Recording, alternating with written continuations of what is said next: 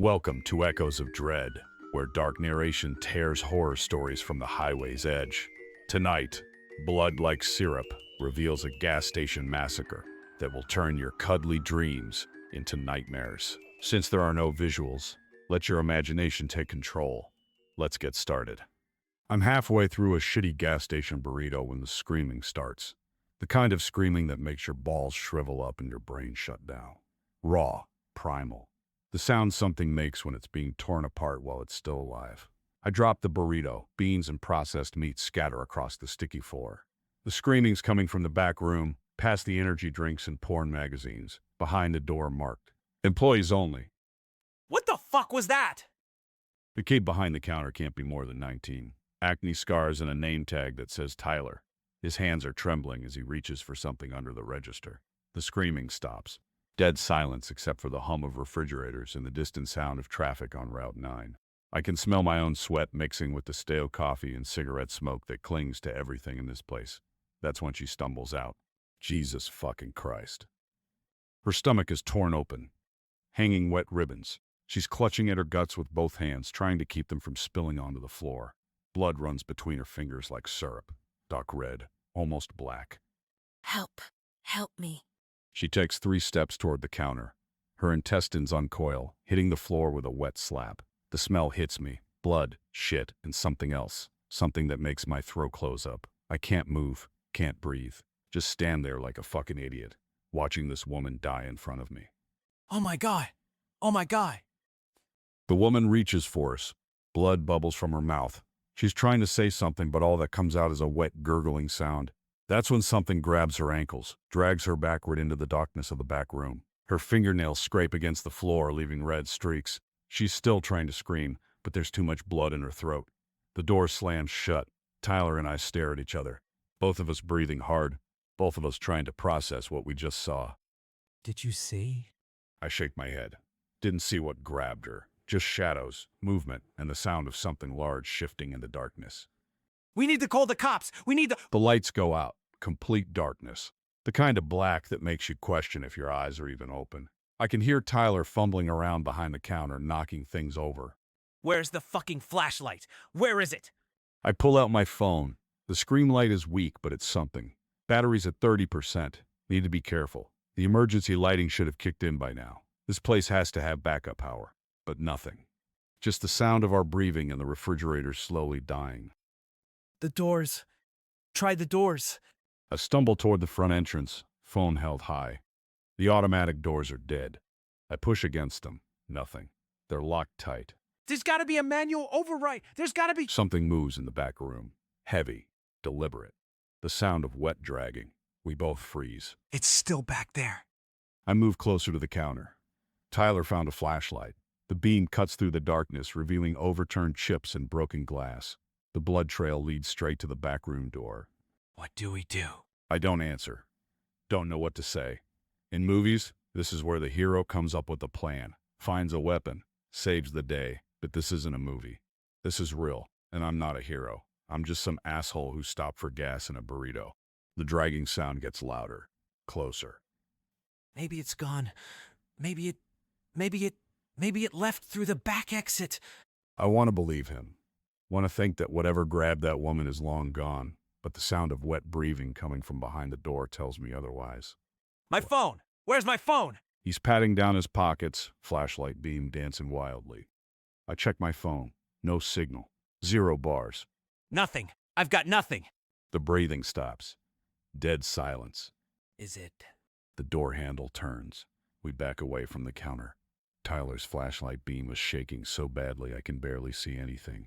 Just flashes of floor and ceiling, and the door slowly opening. Something steps out. Not human. Not anymore. It's tall, maybe 7 feet. Hunched over like its spine can't support its weight. Its arms are too long, dragging on the floor, and its face. Fuck. Its face is stretched, like someone grabbed it from both ends and pulled. Jesus Christ. The thing turns toward us. Its eyes are yellow, reflective, like an animal, and its mouth is full of teeth. Too many teeth, sharp and crooked, and stained with blood. It smiles. Actually, fucking smiles. Oh my god. What the fuck? The thing takes a step forward. Its feet make wet slapping sounds on the floor. I can see now what it was dragging. The woman. What's left of her. Her torso is opened up like a book, ribs spread wide. Most of her organs are missing. What's left is chewed, torn, like she was being eaten alive. We need to run. We need to. The thing moves faster than anything that big should move. 1 second it's by the door, the next it's grabbing Tyler by the throat. He drops the flashlight. It hits the floor and rolls, the beam spinning wildly. Light and shadow dance across the walls. Help. Help me. The thing lifts him off the ground. Tyler's legs kick uselessly. His face is turning purple. I grab the first thing I can find, a tire iron from the automotive section, swing it at the thing's head. The impact reverberates to my arms. The thing barely flinches, just turns those yellow eyes toward me. Run. Just run. The thing's grip tightens. I hear Tyler's windpipe collapse. The sound is like stepping on a plastic water bottle. His legs stop kicking. The thing drops him. Tyler hits the floor like a sack of meat.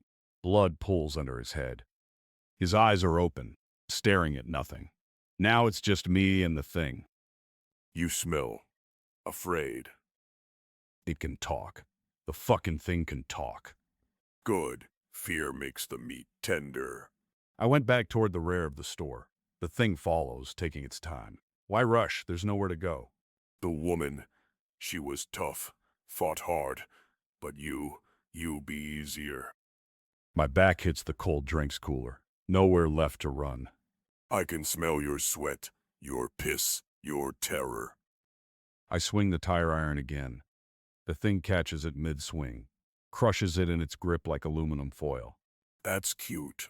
It grabs me by the shirt, lifts me up. Its breath smells like shit, rotting meat, and copper pennies. I'm going to eat you slowly, keep you alive as long as possible. That's when I remember the lighter in my pocket, and the shelf of automotive fluids right behind me. I grab a bottle of brake fluid, twist the cap off, spray it right into the thing's face. What? I flick the lighter. The thing's face ignites, burns like a fucking torch. It drops me, clawing at its eyes. The smell of burning flesh fills the air. You little shit. It's hurt but not dead, not even close. The flames die out, leaving its face charred and blistered, but it's still moving, still angry. Now you die slowly. I run, sprint toward the back room. Maybe there's another way out, maybe. The thing's hand closes around my ankle. I hit the floor hard, taste blood. No escape, no mercy. I claw at the floor. My fingers find broken glass. Cut deep. Blood makes everything slippery. I'm going to start with your fingers, then your toes, then... The sound of shattering glass. The thing stops dragging me. Turns toward the front of the store. Someone's broken through the window. A man, middle-aged, wearing a leather jacket and carrying something that looks like a modified shotgun. Let him go. The thing hisses, backs away from me. You're not supposed to be here. And you're not supposed to be feeding on civilians. The man looks at me. His eyes are hard but not unkind. You hurt some? I shake my head. Can't find my voice. You know the rules. Urban areas are off limits. The hunger. It's too strong. I can't. Not my problem. He pulls the trigger. The blast is deafening. The thing's chest explodes. Black blood sprays across the walls. It staggers backward, roaring in pain and rage.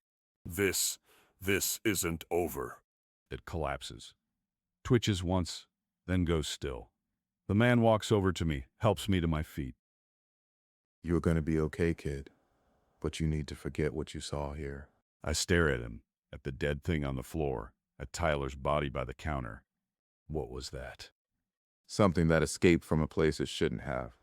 Something that's been feeding on travelers for months. He pulls out a device that looks like a small scanner. Run it over the thing's body. Yep. Class 3 predator. Probably broke containment during the last storm. Containment? There are things in this world that most people don't know about. Things that hide in the shadows. Feed on the unwary. He starts to leave. I grab his arm. Wait, what about Tyler? What about the woman? There'll be a gas leak, explosion, tragic accident.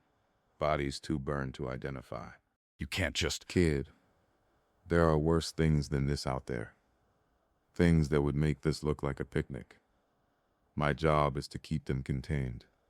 Keep people safe. He heads for the broken window, stops, looks back at me. You never saw me. You were never here. The last thing you remember is stopping for gas 3 towns back. I can't just forget. Yes, you can. Because the alternative is worse. He tosses something at my feet. A small metal device. Press the button. In 30 seconds, you'll be standing by your car 3 miles down the road. No memory of this place. No nightmares. No questions. What if I don't? Then you live with what you saw. And trust me, kid, some things are better forgotten. I hear sirens in the distance. Getting closer, the man disappears into the night.